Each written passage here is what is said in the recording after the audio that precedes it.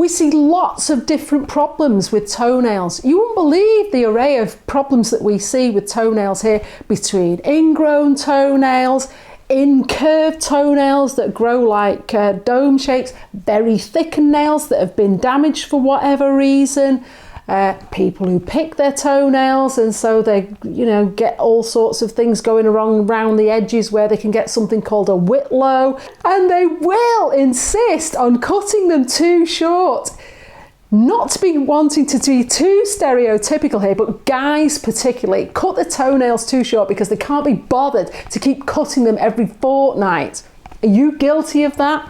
Anyway, so they end up here with me to fix their toenail problems, be it thick, curved, ingrown, or even if they're having problems bending. Sometimes it's just the physical limitations of being able to get down to your own feet or even see them properly. I've got some clients who have vision problems who, can't, they might have fairly normal shaped nails, but they'll struggle to cut them themselves because they either can't bend down to them or they can't see.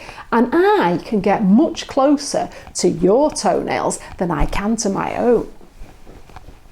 And with my big light on, put big light on, as Peter Kay would say, we're on to a winner, aren't we?